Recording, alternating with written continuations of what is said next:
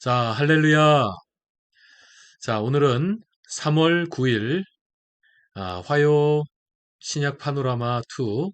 자, 이제, 벌써 6과, 여섯 번째 시간으로 요한복음을 공부하는 날입니다.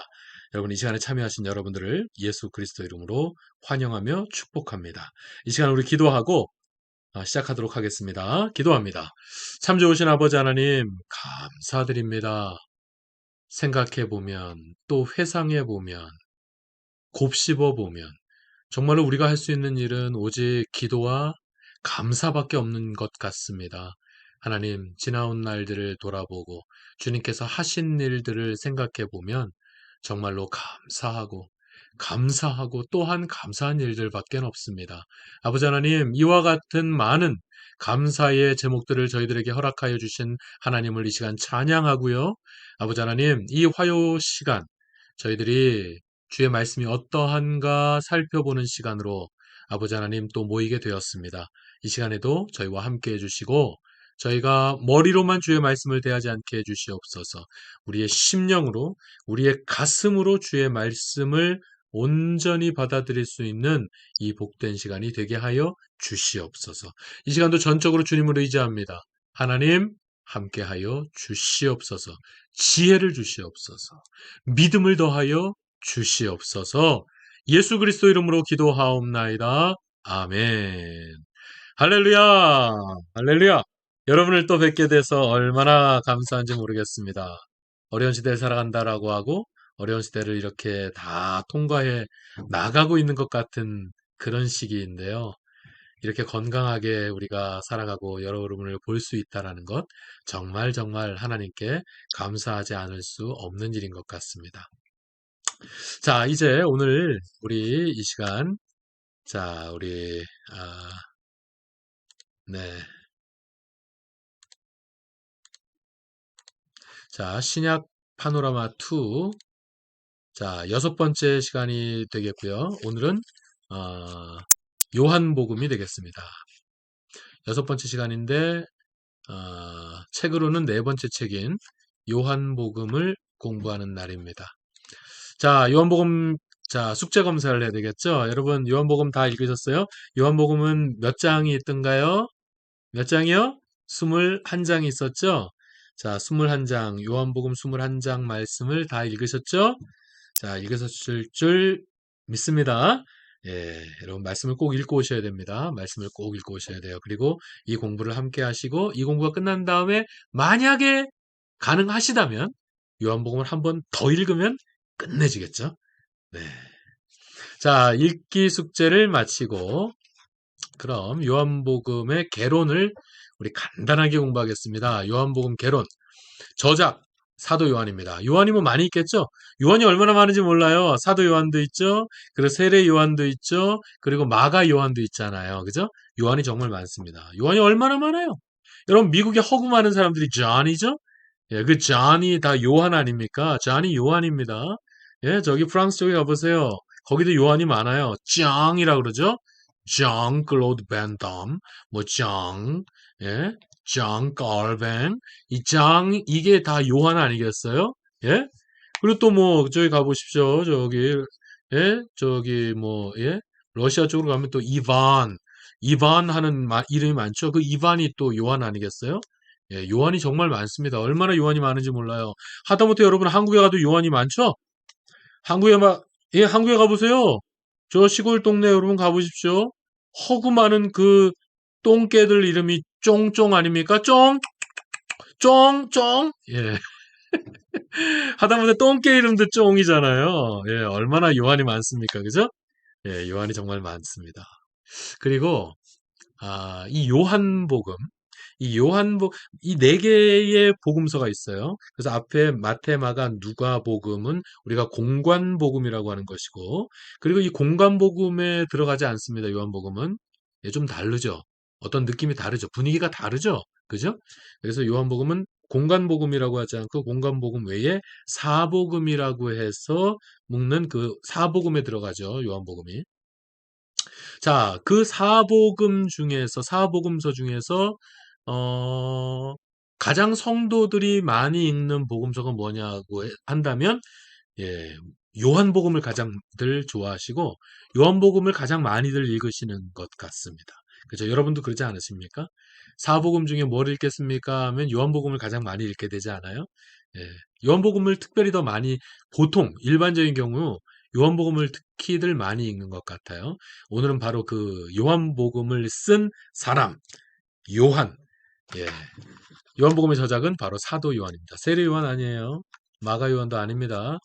예, 사도 요한 되겠습니다. 언제 썼냐면 AD 90년경에 썼습니다. 비교적 늦게 썼죠? 예, 복음서들 중에서 예, 비교적 많이 늦게 쓴 복음서가 바로 이 요한복음입니다. 90년경에 썼어요. 그리고 장소는 에베소 부근에서 쓴 것으로 그렇게 연구들을 하고 있습니다. 에베소 혹은 에베소 부근에서 쓴 것으로 보고 있습니다. 뭐 그렇게 중요한 건 아니고. 자, 주제는 뭐냐면 하나님의 아들로 오신 예수 그리스도입니다. 여러분 생각해 보세요. 마태복음의 주제는 뭐였죠? 마태복음은 왕이죠, 왕. 왕으로 오신 예수 그리스도죠. 그리고 마가복음은 종이죠, 종. 그죠? 예, 종으로 오신 예수 그리스도. 고난받는 종으로 오신 예수 그리스도를 특히 좀 더 강조하고 있다면, 여러분 누가복음은 어떤 거였어요? 인간의 아들로 인자사상. 인자사상이 조금 더 깊게 예, 내재되어 있어요. 근데 요한복음은 하나님의 아들로 오신 예수 그리스도. 여러분 이게 다 다르다고 말할 수는 없습니다. 다른 얘기를 하고 있는 건 아니에요. 근데 그 강조점에 있어서 예, 강조점에 있어서 요한복음은 좀 더 하나님의 아들로 오신 예수 그리스도의 그 아이덴티티를 조금 더 강조하고 있다. 이렇게 생각하시면 됩니다. 다른 게 아니에요. 이 모든 것을, 이 사복음서의 이런 조금씩 어떤 다른 분위기, 예? 다른 강조점, 이런 것들을 모아서 복음서 전체가 완성되어지는 거죠. 예. 다르다는 표현이 좀 옳지 않아요. 자, 하나님의 아들로 오신 예수 그리스도를 주제로 합니다. 그리고 목적은 에베소 부근의 신자들 및 불신자들에게 복음을 증거하기 위해서 쓰여진 책이 바로 요한복음이다라고 보고 있습니다. 네. 아무래도 에베소니까 에베소는 여러분 보세요. 아시아, 소아시아의 끄트머리 있죠. 소아시아 이거 살짝만요. 여기 뭐 이렇게 있고 이렇게 이 지역이 이렇게 돼 있잖아요. 이렇게 되면 여기는 이제 유럽이고 이쪽은 이제 유럽이에요. 예, 그리고 여기 이제 에게해 바다 이렇게이고 여기가 소아시아 지역입니다. 그래서 소아시아의 일곱 교회가 예, 요한계시록에 나오는 그 소아시아 일곱 교회가 바로 이 지역에 있는 것이거든요. 이 지역에 바로 에베소가 예, 에베소도 바로 여기. 그러니까 이 아시아 지역으로 따지면 완전히 극서 지방인 거죠. 그죠? 이 극서지방, 바로 이 지역에 있던 에베소입니다. 그러니까 여기는 뭐 아시아라고 할 수 없겠죠. 여기는 뭐 완전히 헬레니즘 문화권이라고 할 수 있는 지역이 바로 이쪽 지역입니다. 바로 이 헬레니즘에 아주 깊게 노출되어 있는 바로 그 헬레니즘 지역의 그 부근들의 신자들과 불신자들에게 복음을 전하는 예, 그런 목적이 있는 것이죠. 그러니까 주 독자층이 아무래도 예, 이 헬라 세계에 있는 사람들이겠죠. 그죠? 그러니까 아무래도 이 헬라 세계에 있는 사람들이 더 이해하기 쉬울 만한 그런 문장, 그런 문화, 그런 분위기, 그런 어조, 예, 그렇게 쓰여진 복음서가 바로 요한복음이라고 말할 수도 있는 것입니다. 자, 그러면 네 번째로 특징입니다. 특징 한 두 가지만 보겠습니다. 자, 요한의 신학은 로고스 신학이라고도 하고 사랑의 신학, 초월자 신학 등을 보통 얘기합니다. 그래서 로고스 신학이라고 해가지고요, 여러분. 어, 요한복음 1장부터 왜 그러잖아요. 예, 말씀이 육신이 되어. 태초에 말씀이 계셨고요. 바로 그 말씀이 육신이 되어 우리 가운데 거하신다. 이런 로고스. 그러니까 로고스이신 예수 그리스도. 예? 예수 그리스도는 곧 로고스시다라고 하는 바로 이 로고스 신학을 보게 되고요. 그리고 요한복음 읽다 보면 그 사랑의 신학, 예? 사랑의 신학. 사랑, 사랑, 사랑. 예, 이런 사랑을 굉장히 많이 언급하는 사도 요한 하면 바로 사랑의 사도 아니겠습니까? 예, 이런 특징이 좀 더 보여지는 것이고요. 그 다음에 요한복음 하면 어떤 초월자 신학을 많이 다루게 됩니다. 초월자 신학. 예를 들면 어떤 질에 있어서 예수 그리스도는 질에 있어서 초월자이시고 어떤 양에 있어서 초월자가 되시며 어떤 공간이라든지 시간이라든지 어떤 죽음에 있어서 초월자가 되시는 예수 그리스도를 보여주시는 장면들이 많이 나옵니다. 바로 초월자 신학인 거죠. 이게 요한의 신학의 특징 중에 부분적으로 그렇게 설명할 수 있겠고요. 한 가지만 더 생각해 본다면 에고 에이미입니다. 한번 따라서 해보시죠. 에고 에이미. 에고 에이미. 뭐 미국 이름 중에 에이미라는 이름이 많이 있죠. 에이미라는 이름 쓰시는 분들이 많은데 뭐 에고 에이미 그게 아니고요. 이 에고 에이미는 이렇게 씁니다. 이게 헬라어인데요. 헬라어인데요. 요거 에고가 영어의 I 같은 거 I고요. 그 다음에 요 에이미라고 하는 것이 영어의 비동사 뭐 M이라든지 뭐 are라든지 뭐 is라든지 이런 비동사 있죠. 예, 이 비동사에 해당하는 것이 바로 이 aim입니다. 그래서 ego aim이다라는 얘기는 그러니까 무슨 뜻이겠어요? 나는 뭐뭇이다라고 하는 뜻이 되겠죠. 예, 나는 뭐뭇이다. 나는 뭐뭇이다. 그러니까 나의 존재, 나의 아이덴티티를 밝히는 것이 바로 에고 에이미가 되겠죠. 요한복음은 바로 이 에고 에이미라는 어떤 신적 계시의 표현이 7번이 나옵니다. 여기 7회라고 했어요. 7회. 그래서 뭐 나는 생명의 떡이다. 혹은 나는 세상의 빛이다. 나는 양의 문이다. 나는 선한 목자라. 나는 부활이요 생명이다. 나는 길이요 진리요 생명이다. 라고 하는 이런 식으로 나는 뭔 멋이다. 라고 하는 이런 에고 에이미의 표현이 7번이 나옵니다. 그래서 여러분 요한복음 읽을 때는 아 이거 에고 에이미구나. 여러분 이제는 요게 보이실 거예요.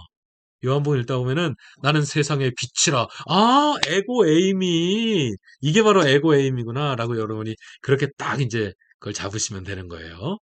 근데 이게 이제 뭐가 조금 뭐 특별하다고 할 수 있냐면 뭐 그렇잖아요. 제가 지난 시간인가요? 지난 시간인가요?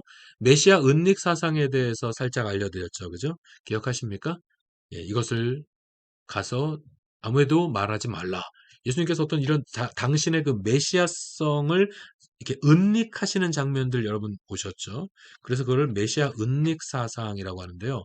자, 당신의 아이덴티티, 당신의 메시아성을 은닉을 하시는 예수님께서 요한복음의 요 7번은 예? 너무나도 메시아 은닉과는 상대적으로 자신의 아이덴티티를 그냥 딱 밝히시는, 당신의 아이덴티티를 딱 드러내시는, 완전히 노출하시는 그런 장면이 나온다는 것이죠. 그런 의미에서 이 에고 에임이라고 하는 표현은 예, 요한복음의 굉장히 큰 특징 중에 하나다. 예, 그렇게 말씀드릴 수 있겠어요. 그래서 이제 요한복음 읽으실 때는 아, 요게 에고 에임이구나. 이렇게 여러분 한번 예, 찾으시면서 읽어보시면 예, 더 성경을 읽는 재미가 예, 더 있을 줄로 압니다. 자, 그럼 이제 본격적인 공부에 들어가야 되겠죠? 요한복음을 우리는 요약할 것입니다. 자, 이 시간 재밌지 않아요? 자, 성경을 그러니까 너무 부분적으로 자꾸만 성경을 읽게 되면은 좀 오류에 빠지는 경향들이 많습니다. 성경은 전체적으로 봐야 돼요. 성경은 넓게 봐야 합니다. 물론 아주 말씀 한 구절에 우리가 큰 은혜를 받는 일들도 많죠. 그죠? 단어 하나, 말씀 하나에 우리가 얼마나 큰 은혜를 받습니까? 그런 것도 사실입니다. 그것도 굉장히 중요합니다. 그런데 또한 중요한 것은 성경을 전체적으로 보고 전체적으로 이해할 수 있으면 더 좋습니다. 예, 그런 시간이에요. 우리가 그런 시간을 마련해 보는 것입니다. 자, 이제 요한복음을 전체적으로 보기 위해서 예, 장별로 이제 요약하는 시간을 오늘도 시작하겠습니다. 요한복음 1장은 어떻게 요약하면 될까요? 저는 이렇게 요약했어요. 로고스 육신. 따라서 하시죠. 로고스 육신. 제가 왜 이렇게 요약을 했을까요? 요한의 신학의 특징 중에 하나가 로고스 신학 아니겠어요? 그리고 1장에 보면은 태초에 말씀이 계시니라라고 시작해서 말씀이 진행되면서 예, 말씀이 육신이 되어 우리 가운데 거하시는데 바로 그분이 예수시다라고 하는 이 사실을 딱 밝히지 않습니까? 그죠? 이게 바로 로고스 신학의 근거거든요. 근데 바로 그 로고스가 인간의 형상을 입어서 육신을 입으셨다. 우리가 이걸 성육신이라 그러잖아요. 성육신이라고 하는 단어는 뭐 표현이 있잖아요. 그런 표현이. 성육신이라는 표현이 있잖아요. 근데 로고스 육신이라는 표현은 없죠? 예, 로고스 육신이라는 표현은 없죠. 그래서 제가 만든 표현이에요. 성육신인데 특별히 요한복음 신학의 특징이면서 1장의 초반부를 차지하는 그 로고스에 대한 설명, 그걸 합쳐서 로고스께서 우리의 육신을 입고 이 땅에 오셨다라는 뜻에서 성육신이 아니라 로고스 육신이라는 표현을 잡은 거죠. 다시 한번 따라서 해보시죠. 로고스 육신. 예, 로고스 육신. 재밌죠? 자, 1장은 한마디로 로고스 육신이라고 하면 되지 않겠나 싶습니다. 그리고 뭐, 물론, 이제 제자들을, 이 요한복음은요, 진행이 되게 빨라요. 그래서 이 전반부에 있던 내용들은 완전히 생략해버리고요. 그냥 이 고난에 관한 내용을 굉장히 많이, 전체 요한복음의 절반이 다 고난에 해당하는 내용이라고 말해도 과언이 아닐 것입니다. 그 정도로 예수님의 고난을 아주 집중적으로 잘 다루고 있는 게 바로 요한복음이에요. 그래서 전반부의 진행이 굉장히 빠릅니다. 이렇게 로고스 육신에 대해서 설명을 하고 나서 뭐 사실은 그 후에 세례 요한의 세례 요한의 두 제자가 예수님을 따르게 되죠. 그러니까 이 부분이 굉장히 구체적으로 설명돼. 다른 복음서랑 다른 게 아니라 이 예수님께서 제자를 부르시는 이 장면이 굉장히 구체적으로 다뤄지고 있는 거죠. 보통은요, 베드로, 베야요, 베드로와 야고보, 요한 이 세 명의 수제자라고 할 수 있는 요 세 명, 예? 요 세 명을 가장 먼저 부르시는 것으로 보통 이제 그렇게 흘러가잖아요. 보통 그렇게 되죠. 세 명 혹은 네 명, 안드레까지. 보통 이렇게 흘러가는데요. 이 요한복음의 특징은 이제 베드로를 먼저 부르신 게 아니라 그 전에 어, 저기 세례 요한의 두 제자가 제일 먼저 예수님을 따르게 됐다라는 것을 밝히고 있고 그 두 명의 제자 중에 한 명이 바로 저기 베드로와 형제인 안드레. 예, 그러니까 이 두 명 중에 그 두 명 중에 한 명이 안드레였고 그 안드레가 시몬 베드로, 예? 베드로에게 예수님을 소개하는 그런 장면. 그러니까 굉장히 디테일한 거죠. 그죠? 다른 복음서에서는 이런 디테일한 것까지 나오지 않아요. 굉장히 디테일한 거죠. 다른 게 아니에요. 다를 리가 있습니까? 예? 다를 리가 있겠어요? 다를 리가 없죠.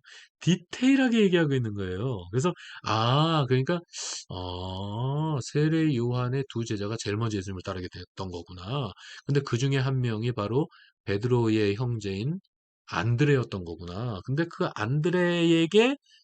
안드레가 베드로에게 예수님을 소개해서, 그러니까 디테일하게 따지면 베드로가 세 번째 제자가 되는 것 같아요.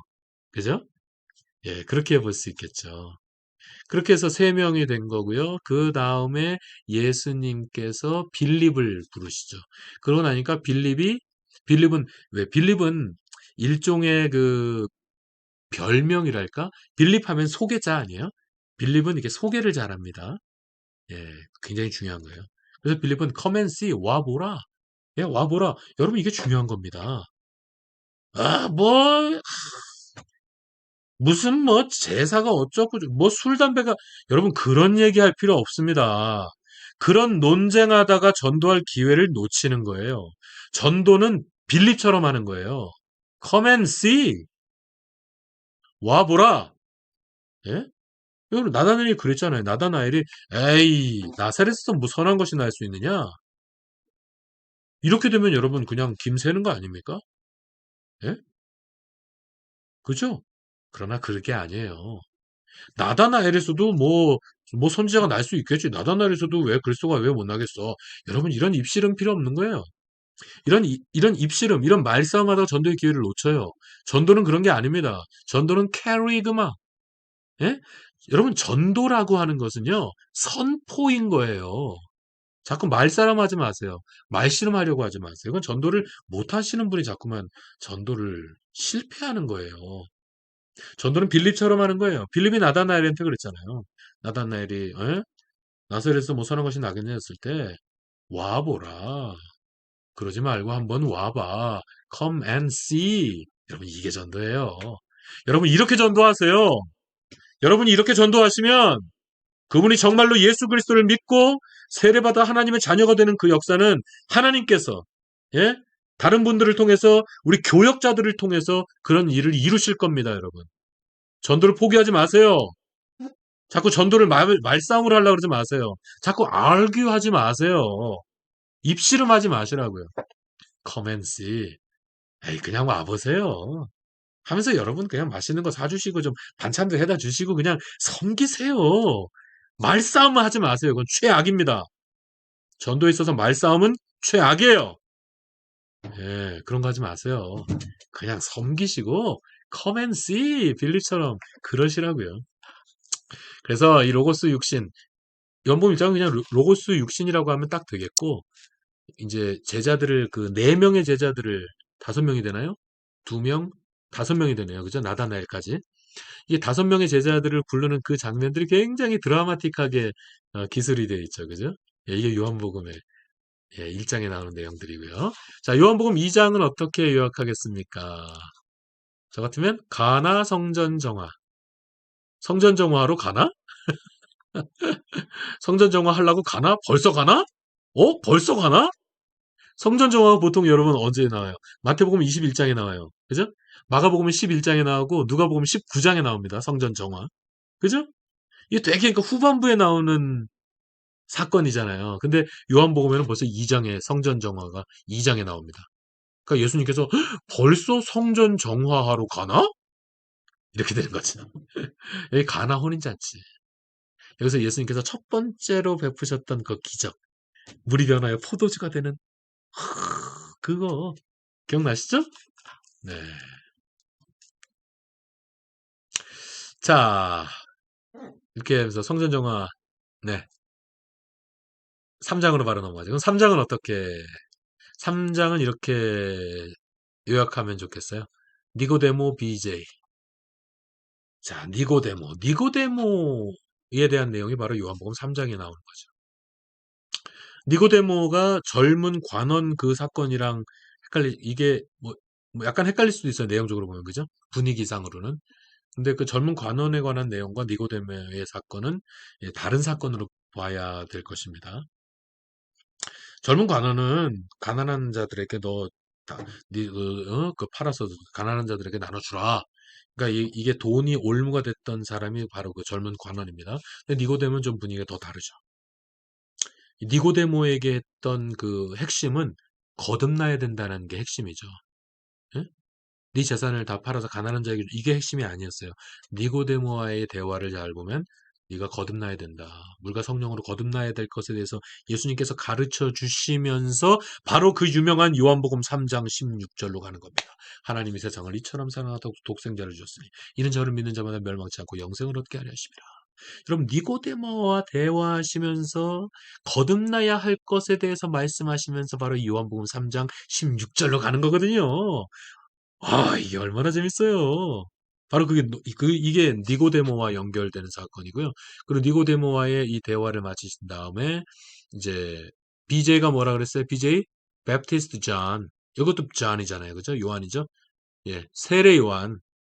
예, 세례 요한이 잠시 등장하죠. 그러면서 세례 요한이 얘기했던 그 유명한 말씀. 그는 흥하여야겠고 나는 쇠하여야 하겠다. 이 말씀이 바로 이렇게 나오는 거죠. 그죠? 자, 4장. 4장은 어떻게 요약할 수 있을까요? 4장 하면 수가. 4장 하면 수가 아니겠어요? 수가성. 예?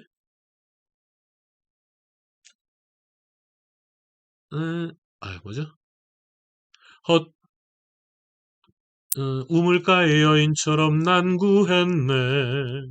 헛되고 헛된 것들을 그때 주님 하신 말씀 내 세매와 생수를 마셔라. 그 우물가의 여인, 바로 그 수가성 여인. 예?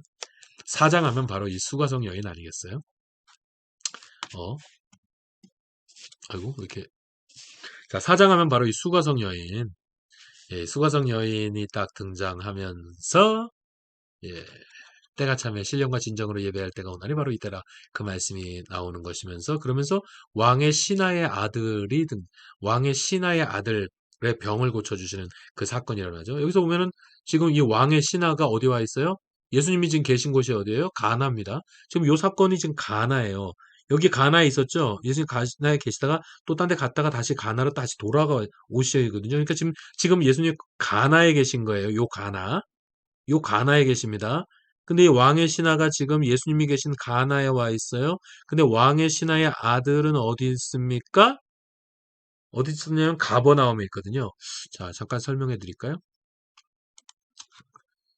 자, 여기가 이제 갈릴리 바다가 있잖아요. 이렇게 됩니다. 여기가 이제 이렇게 갈릴리 바다가 이렇게 있으면요. 가버나움은 여기 갈릴리 바다의 북서쪽에 있습니다.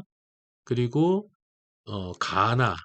갈릴리 가나는 남서쪽 여기 있어요. 그러니까 이 거리가 꽤 되거든요. 거리가 꽤 되는 거리입니다. 지금 이 왕의 신하의 아들은 여기 가버나움에 있는 거고 예수님과 왕의 신하는 요 가나에 있는 거예요.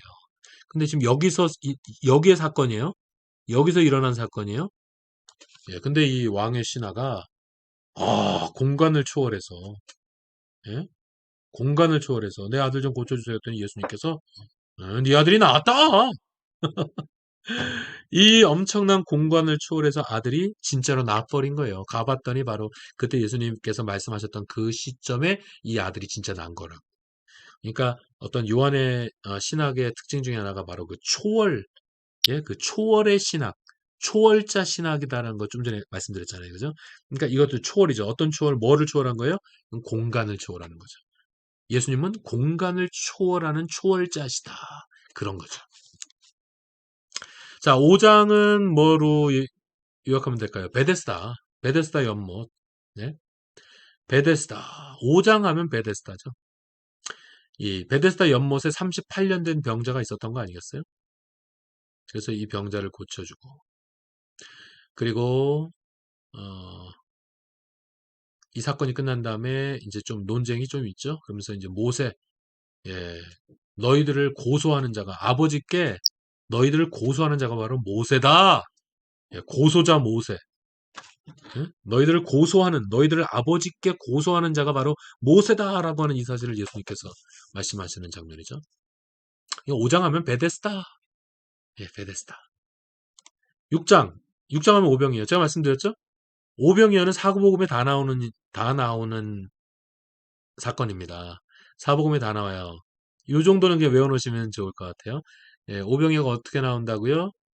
오병이어는 14,6,9,6에 나오거든요. 14,6,9,6. 마태복음 14장, 그 다음에 마가복음 6장, 14,6,9. 누가복음은 9장에 나오고요. 요한복음에도 6장에 나옵니다. 그래서 14,6,9,6. 제가 옛날에 성경 공부할 때요. 예, 옛날에 신학대학원, 신대원 입학 시험을 치기 위해서 공부할 때, 그때, 예, 이것도 모르면, 이 정도도 모르면은 그냥 신대원 시험 무조건 떨어진다고 보면 됩니다. 이것도 모르는 거는 인간도 아닌 거예요. 신대원 시험 치는 사람들한테 이 정도도 모르면 인간도 아닌 거였어요. 예. 14,6,9,6. 그러니까 오병이어 6장에 나오죠. 요한복음 6장에 나오죠. 오병이어. 그리고 보통 이제 오병이어 사건이 딱 나오면 패키지처럼 몰려 나오는 사건이 뭐예요? 사실은 수상보도 아니겠어요? 그죠? 근데 이제 이 오병이어 사건이 딱 하고 이제 요한복음에는 나는 생명의 떡이라 하는 말씀을 예수님께서 하십니다. 이게 뭐라고요? 이게 뭐예요? 이게 뭐예요? 이게 바로 에고에임이잖아요. 이 첫 번째 에고에임이 이게 바로 첫 번째 에고에이미가 되겠습니다. 나는 생명의 떡이라. 그리고 나서 이제 수상보도 사건이 나오는 거죠. 오병이어 사건이 끝나면 항상 패키지처럼 수상보도 사건이 나오는 거고, 그리고 수상보도 사건이 끝난 다음에 이 생명의 떡, 나는 생명의 떡이라. 그러면서 너희 중에 하나는 마귀니라. 이렇게 6장이 흘러갔죠. 자, 7장은 어떻게 요약할 수 있을까요? 7장은 한마디로, 그 배에서 생수의 강이, 그 배에서 생수의 강이 흘러나리라. 누구든지 목마르거든 주께로 와서 마셔라. 예? 그 배에서 생수의 강이 넘쳐나리라. 7장 하면은 이 요한복음 7장 하면 초막절이 기억나야 되는 겁니다. 요한복음 7장 하면 초막절. 초막절에 예수님께서 성전에 올라가셔서 그 성전에서 하셨던 말씀이 바로 그 배에서 생수의, 이 생수의 강이 뭐를 뜻하는 거죠? 이게 바로 성령이죠.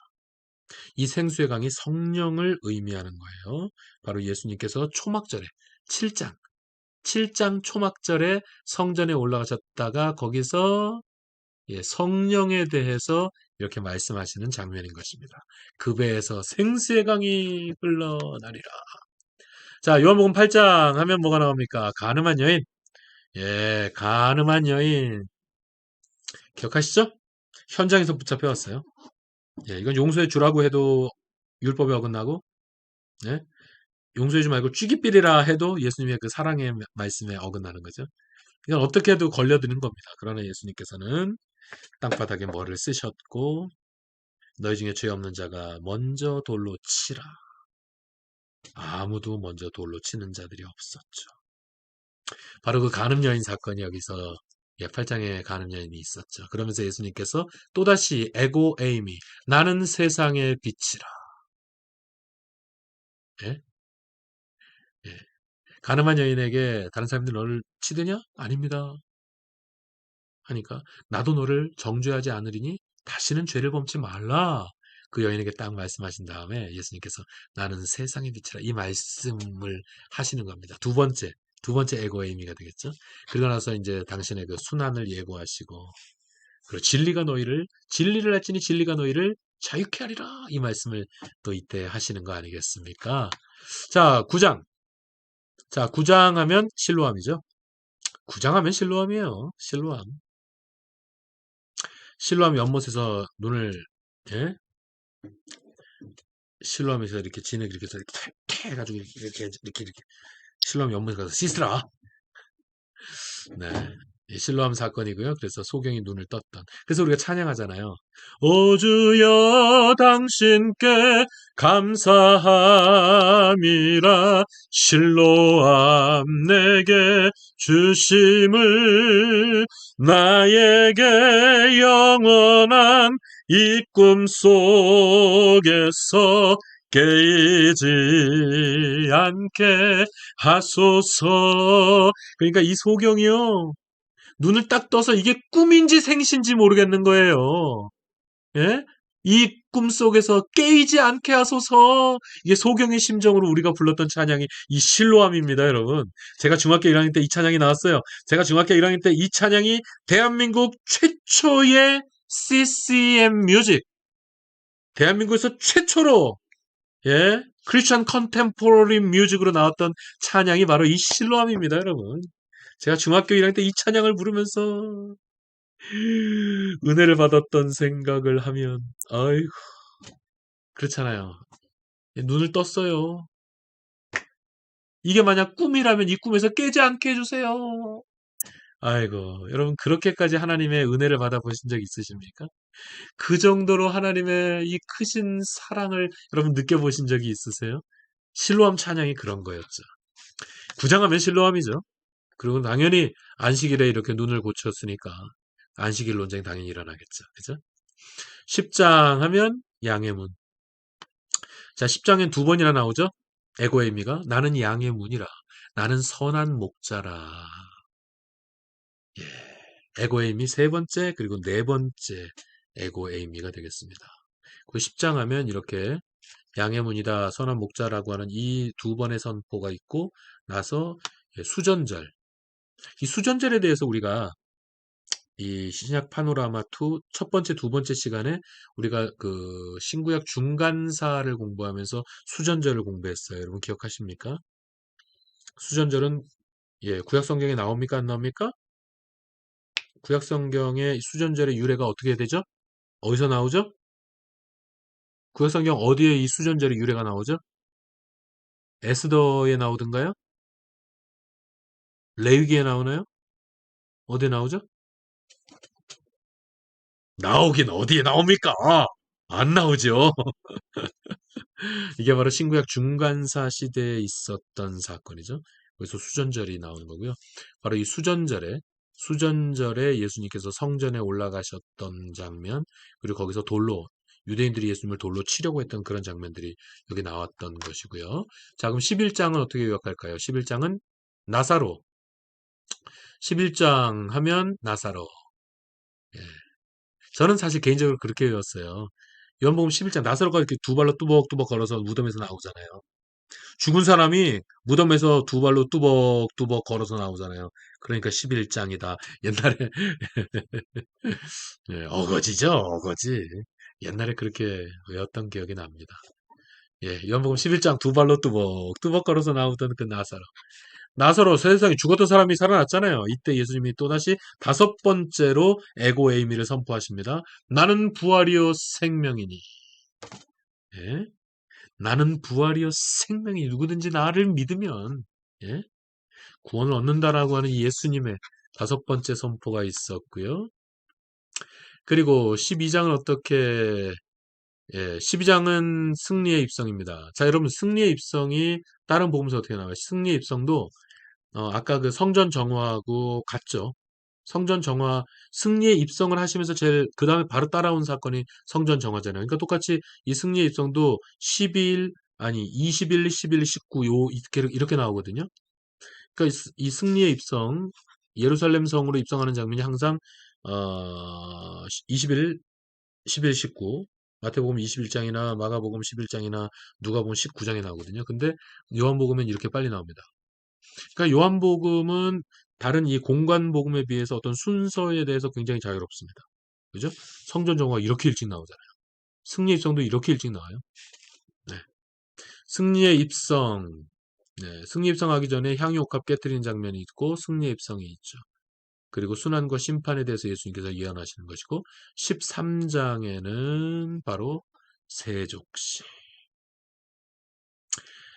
자, 이 세족식 장면이 바로 요한복음의 특징이라고 할 수 있겠죠. 또 베다니에서의 만찬이 있었던 것이고, 거기서 6월절 만찬이 있었던 것이고, 거기서 바로 세족식을 하는 겁니다. 제자들의 발을 씻겨주시는 거죠. 그러면서 거기서 예수님께서 내 새 계명을 너희에게 주노니 서로 사랑하라. 내가 너희를 사랑한 것 같이 사랑하라. 내 새 계명을 너희에게 주노니 서로 사랑하라. 이 새 계명을 세족식이 끝난 다음에 이 새 계명을 주신 것이고, 그리고 베드로가 부인할 것에 대해서도 예언을 하시죠. 요한복음 13장 하면 바로 세족식장이죠. 세족식장. 그리고 14장. 자, 이 14장이 되면은 예수님께서 또다시 여섯 번째로 에고 에이미를 선포하십니다. 나는 길이요 진리요 생명이니. 나는 에고 에이미. 나는 길이요 진리요 생명이다 라고 하는 이 사실을 선포하시면서 또 다른 보혜사를 너희들에게 보내주실 것에 대해서 보혜사를 약속하시는 말씀이 나오죠. 그리고 보혜사를 약속하시면서 또한 그 평안을 약속하시죠. 그래서 우리가 평안을 너에게 주노라. 세상이 줄 수 없는, 세상은 알 수도 없는 평안,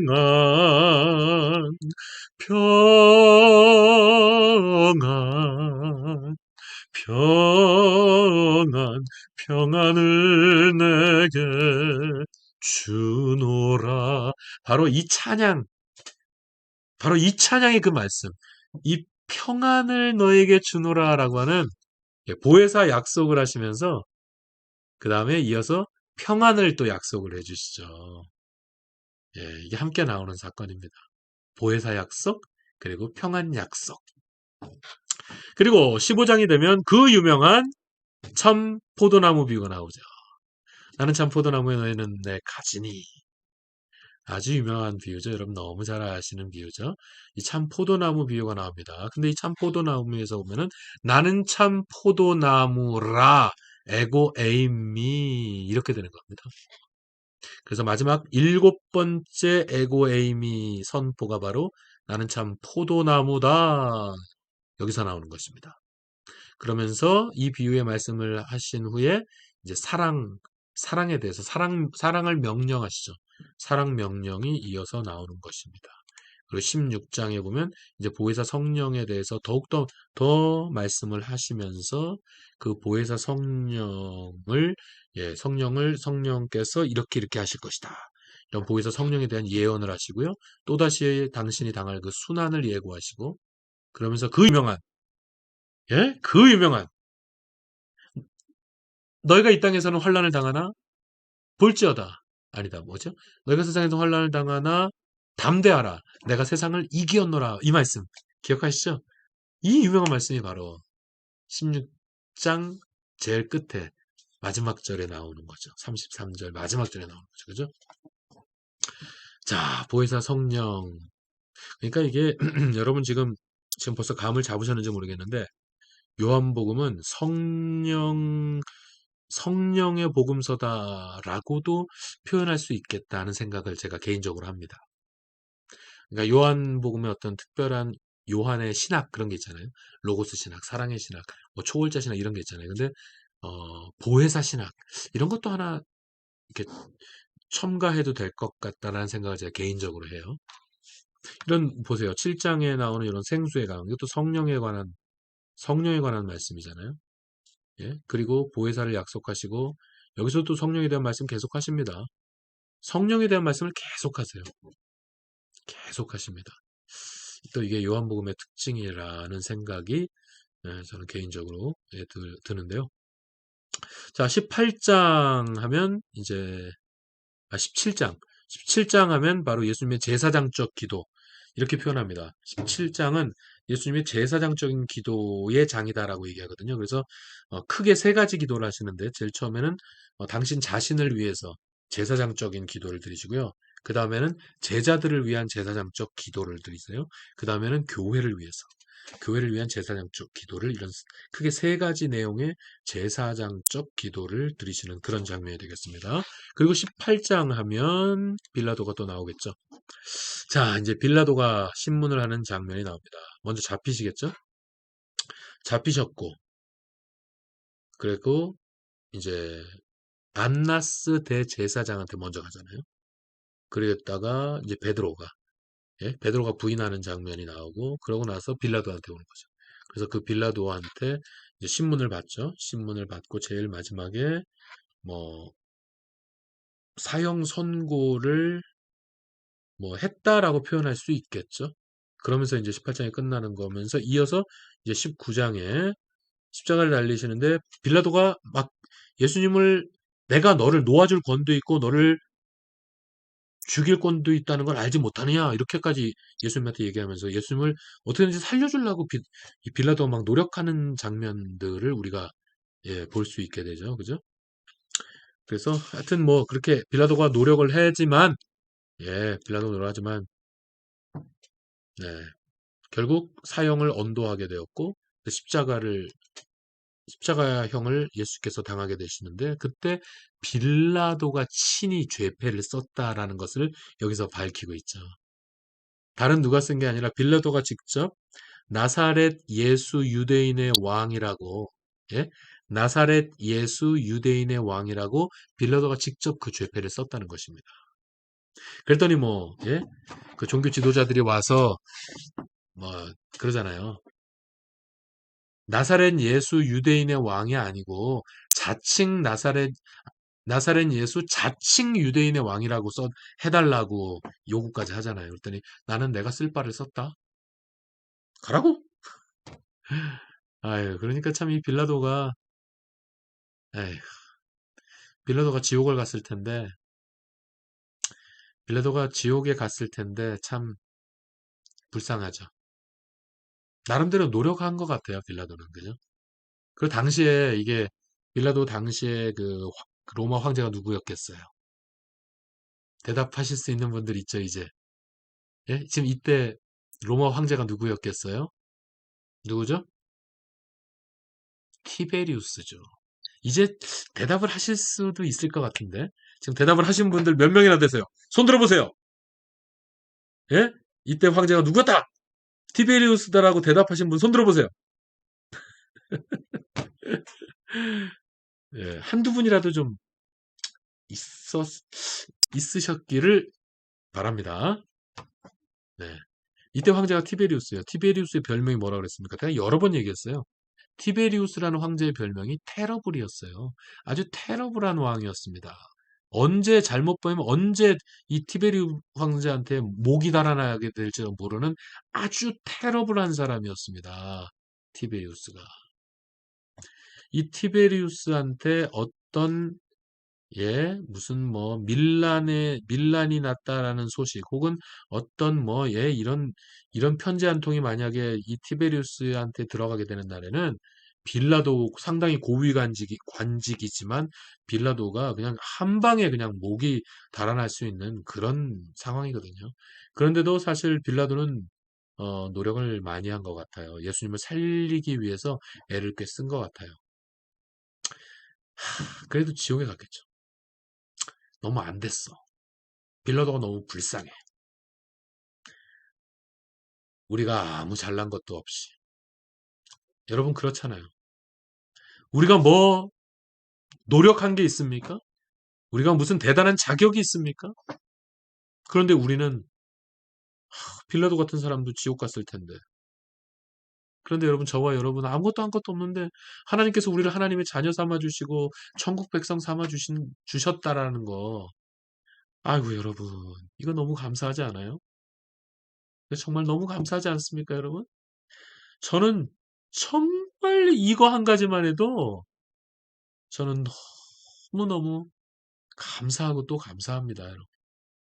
그러니까 우리가 내가 할 수 있는 것은 오직 감사와 기도. 이 찬양이 아멘이죠? 여러분, 아멘입니다, 여러분. 우리는 진짜 우리가 할 수 있는 거라고는 기도밖에 없고 우리가 할 수 있는 거라고는 감사밖에 없는 것 같아요. 아이고, 빌라도가 너무 안 됐죠. 아휴, 이렇게 애를 썼는데 지옥에 갔을 거예요. 예, 나사렛 예수 유대인의 왕이라는 죄패를 그가 친히 썼다라는 거죠. 그리고 결국 예수 그리스도는 그 십자가에 달려서 사망하셨고요.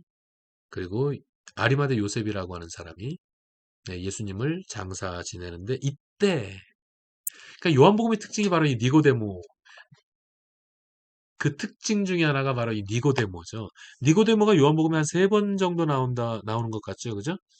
중간에도 한번 나오잖아요. 그래서 예수님을 살짝 변호하려고 했더니 예수님을 그 바리새인들 앞에서 바리새인들이 막 자꾸 이러니까 예수님을 변호하는 장면이 또 한 번 나오지 않습니까? 그러니까 요한복음에 아마 니고데모가 3번 나오는 것 같아요. 근데 여기서도 니고데모가 또 등장합니다. 이 사람은 천국 갔을 것 같아요. 예. 이 마지막에 예수님이 돌아가신 다음에도 니고데모가 여기서 딱 등장을 해서 아리마대 요셉이 장사를 지내려고 딱 하고 있는데 이 니고데모가 딱 등장해가지고 모략과 침향을 섞인 것을 가져와서 예수님을 이렇게 발라서 유대식으로 장례를 치르는 이 니고데모를 우리가 보게 되죠. 니고데모는 구원을 받았을 거예요. 그랬을 거예요. 천국에 가면 니고데모를 만나보고 싶습니다. 우리가 천국에 가면 니고데모 한번 찾아가서 인사 좀 나누고 그러시죠. 네? 네. 자, 20장 하면 뭐 십자가 지었으니까 당연히 20장 하면 부활이죠. 예수님께서 제일 먼저 막달라 마리아를 만나시죠. 무덤에 찾아온 막달라 마리아를 먼저 만나시죠. 그리고 제자들에게도 나타나셔서 제자들을 만나시죠. 근데 그때 거기에 도마가 없었다는 거죠. 의심 많던 그 의심쟁이 도마가 없었다는 거 아니겠어요? 근데 그 이후에 제자들이 모였는데 도마가 왔어요. 그래서 예수님이 오셨다 그랬더니 나는 믿을 수가 없어. 나는 그 손자국과 참자국에 내 손을 넣어보지 않고는 난 믿을 수가 없어. 잘난 체 하는 거죠. 예, 똑똑한 척 하는 거죠. 그랬더니 진짜 예수님께서 나타나셔서 너의 손을 이리 넣어보라고. 그러니까 나의 주, 나의 하나님. 예. 요한복음은 이 도마의 이 신앙 고백을 되게 강조하고 있습니다. 공간복음의 기자들은 베드로의 신앙 고백, 주는 그리스도시요 살아계신 하나님의 아들이니이다. 바로 이 고백을 굉장히 중요시하죠. 그죠? 근데 요한복음에는 베드로의 신앙 고백이 안 나오잖아요. 예? 베드로의 신앙 고백은 요한복음에 안 나옵니다. 오히려 요한은 이 도마의 신앙 고백을 조금 강조하고 있어요. 나의 주, 나의 하나님. 예수님은 나의 주님이시요, 나의 하나님이십니다. 예수님께서 제자들을 향해서 이렇게까지 참으셨을 때 제자가 드디어 그 의심 많던 제자인 도마가 나의 주, 큐리오스. 이 헬라어로는 큐리오스라고 하는데 예?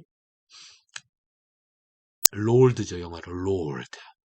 주님은 나의 주님이시요 나의 하나님이시다. 예, 이 고백을 하는 겁니다. 우리도 예수님처럼 참고 기다려야 합니다. 그래서 참고 기다리다 보면 이렇게 사람이 변화되는 날이 올 줄로 믿습니다, 여러분. 그래서 이 도마를 또 만나시고 그러면서 제일 끝은 말이에요. 이 요한 복음을 내가 기록하게 된 목적을 밝히죠. 그죠? 예, 그러니까 저작 목적이라고 기록 목적, 저작 목적을 이 사도 요한이 직접 자기가 딱 밝히죠. 그리고 마지막 21장으로 가면 마지막 21장은 이렇게 제목을 붙입니다. 저는 옛날부터. 요한복음 21장은 한마디로 베드로 위임식 아니겠어요? 먼저 예수님께서는 7 제자를 만나십니다. 7 제자가 거기 같이 있었어요. 예, 거기 고기 잡는데 7 제자가 다 있었거든요. 7 제자, 7명이나 거기 다 있었거든요. 근데 7 제자를 예수님이 만나신 거예요. 그런데, 그래서 이렇게, 예, 디너 타임을 갖고, 베드로를 따로, 베드로만 데리고, 베드로하고, 네가 나를 사랑하는, 네가 이것들보다 나를 더 사랑하느냐? 이 질문을 3번을 던지신 후에, 예수님께서 베드로를 이렇게 위임하시는, 예, 진정한 목자요, 진정한 사도로서, 예수님께서 베드로를 탁 위임하시는, 이 베드로 위임식 장면, 여러분 너무 많이 읽어보셨죠? 설교도 많이 들어보셨죠?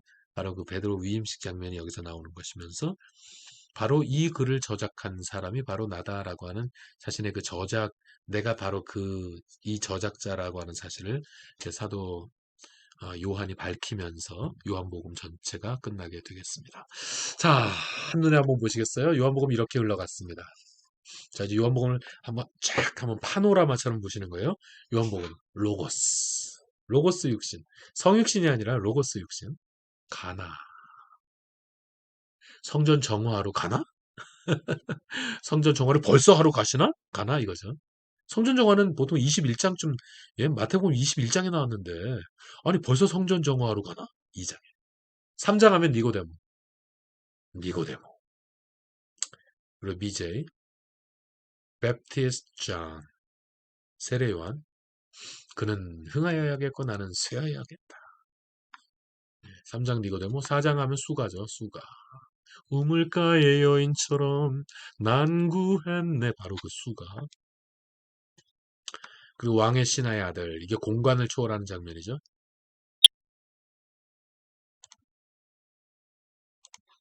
자, 공간을 초월하는 장면. 공간 초월자 예수 그리스도. 5장 하면 베데스다죠. 베데스다 연못. 그리고 모세는 고소자야. 하나님 앞에서 너희들을 고소하는 고소자야, 모세는. 6장 하면 오병이어이고, 첫 번째. 자, 첫 번째 에고에이미. 나는 생명의 떡이다. 그 다음에 7장 하면 그 배에서 생수의 강이 성령이죠. 성령을 타는 겁니다. 그러니까 이 요한복음은 성령에 대해서 굉장히 많이 가르쳐 주세요. 그 다음 8장 하면 간음 여인 아니겠어요? 너희 중에 돌 없는 자가 먼저 돌로 치라. 이 말씀을 하신 다음에 나는 세상의 빛이라. 이 몇 번째 에고에임이에요? 두 번째 에고에이미가 되겠습니다. 두 번째 에고에이미. 자, 그 다음에 이제 9장 하면 실로암 아니겠어요? 9장 하면 실로암. 오 주여 당신께 감사함이라 실로암 내게 주심을. 아, 이번 주 금요일날 우리 이 찬양 부를까요? 오랜만에 이 오래된 대한민국 최초의 CCM 찬송이 바로 이 곡입니다. 네, 가장 초창기에. 예. 자, 실로암. 당연히 예? 안식일에 이렇게 예? 소경을 고쳤으니 안식일에 못할 짓을 하였다고 하면서 또 안식일 논쟁을 하는 거죠. 그렇죠? 네, 10장에 예, 세 번째, 네 번째 에고에이미. 나는 양의 문이다. 그리고 나는 선한 목자라. 이렇게 세 번째, 네 번째 에고에이미가 나오고요. 그 다음에 11장에 나사로. 이렇게 뚜벅뚜벅 11자로 이렇게 뚜벅뚜벅 무덤에서 걸어 나왔던 나사로.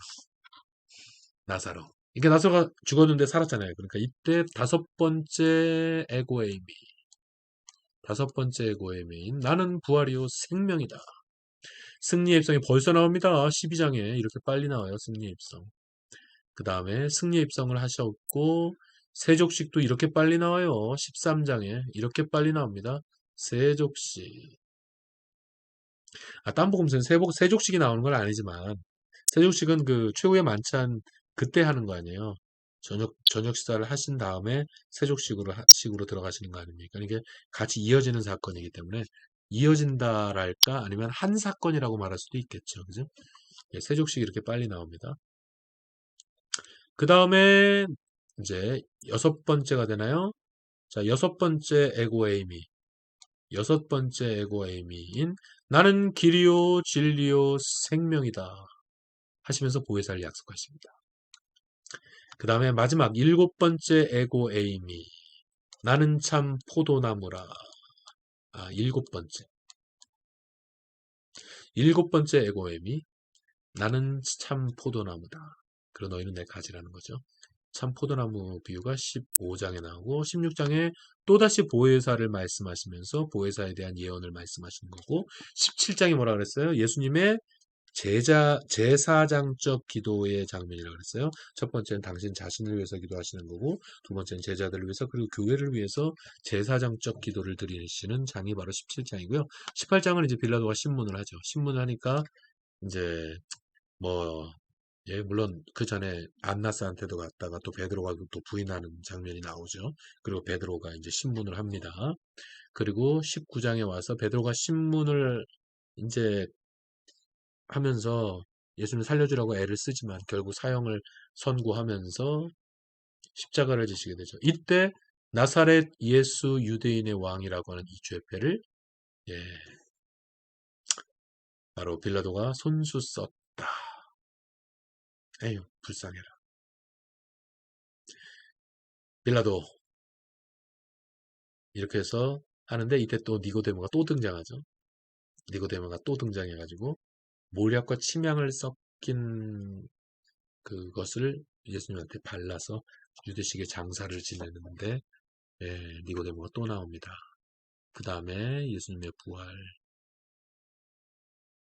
막달라 마리아에게 먼저 나타나시고 제자들에게 나타나시고 그리고 제자들과 함께 있는 그 도마 앞에 또 나타나시는 그래서 도마가 이제 그 의심쟁이 도마가 이제 정말로 믿음의 사람으로 변하는 나의 왕 나의 하나님. 그러면서 21장에 가면 한마디로 베드로 위임식이죠. 7명의 제자들이 여기 있어요. 그런데 베드로만 따로 수제자 베드로 아닙니까? 베드로만 따로 하면서 베드로의 그 베드로를 완전히 위임하셔서 하나님의 진정한 사도를 삼으시는, 그렇게 함으로써 요한복음 21장의 모든 스토리가 이렇게 흘러간 것입니다. 어떻습니까? 요한복음이 좀 이렇게 좀 정리가 되시는 것 같아요? 요한복음을 좀 전체적으로 보이는 것 같아요. 요한복음 전체적으로 보니까 성령에 대한 강조, 그리고 요한복음만이 이 니고데모에 대한 이런 행적들이 이렇게 많이 나오고, 제자들을 부르는 장면도 굉장히 디테일했죠. 그리고 벌써 중반에 벌써 예수님께서 예루살렘으로 입성을 하십니다. 그러니까 절반이 다, 요한복음의 특징은 이렇게 절반이 다 예수 그리스도의 순환, 예수님의 순환에 대한 분위기로 넘어갑니다. 바로 예, 전반전만 이렇게 사역을 하시다가 후반전에는 완전히 그냥 예, 고난으로 치닫습니다. 이런 요한복음적인 이런 흐름, 요한복음적인 어떤 특징, 여러분 이런 것들을 좀 이해하시면 더 재미있을 거예요. 그리고 보니까 아까 어떤 그 초월자적인 거 제가 아까 잠시 말씀을 드리지 않았습니까? 그래서 왕과 신하의 아들, 이건 어떤 장소에 있어서 어떤 예? 지금 가나에서 있는 사건인데, 지금 아들은 가버나움에 있는데, 그 가버나움에 있는 아들이 나왔거든요. 그죠? 그러니까 뭐, 얼마나, 이게 초월입니까? 장소적인 어떤 그 초월의, 그런 것들이 느껴지는 것이고요. 그리고 뭐, 실로암에서 소경을 고치지 않습니까? 네. 그러니까 이런 어떤, 질병에 대한 초월자이신 예수 그리스도의 이런 모습이 나오는 것이죠. 그죠? 그리고 나사로를 살리지 않습니까? 나사로는 이미 죽은 거 아닙니까? 그죠? 그죠? 이미 죽음이에요. 죽은 건 끝이라고들 생각합니다. 그런데 이 죽음을 초월하신 예수 그리스도, 죽음까지도 초월하시는 예수 그리스도의 그런 모습. 그리고 어떤 이제 부활 후에 예수님께서 나타나실 때에도, 예, 그 마가의 다락방 뭐, 그렇잖아요. 예, 문이 분명히 닫혀 있었다는 거 아니겠어요? 그런데 예수님께서 그냥 뭐 뚫고 들어오는 거예요. 그러니까 어떤 공간이나 시간, 이런 것들을 초월하시는 초월자로서의 예수 그리스도의 그런 모습을 요한복음이 또한 많이 보여주고 있다는 거. 자, 이렇게 해서 요한복음을 요약해 보았고, 그리고 요한복음을 좀 개론적으로 전체적인 것들을 좀 생각해 보았습니다. 자, 여러분 어떠셨습니까? 요한복음이 어느 정도 정리가 되셨어요? 좀 도움이 되셨나요? 그리고 요한복음 전체를 다시 한번 훑어보시면서 하나님의 그 능력과 사랑을 다시 한번 여러분 새겨보게 되셨나요? 그러면 됐습니다. 기도하고 마치겠습니다. 좋으신 아버지 하나님, 감사합니다. 주의 말씀을 우리가 또다시 대하면서 요약도 해보고 다시금 정리해보는 시간을 가졌습니다. 아버지 하나님의 그 능력과 아버지 하나님의 그 사랑과 아버지 하나님의 그 초월하시는 그 권능을 오늘 다시금 우리가 새겨봅니다. 하나님 감사합니다. 요한복음을 통하여 주신 은혜가 오늘도 너무나 너무나 크도소이다. 모든 영광은 주님 홀로 받으시옵고 감사하오며 예수 그리스도 이름으로 기도하옵나이다. 아멘.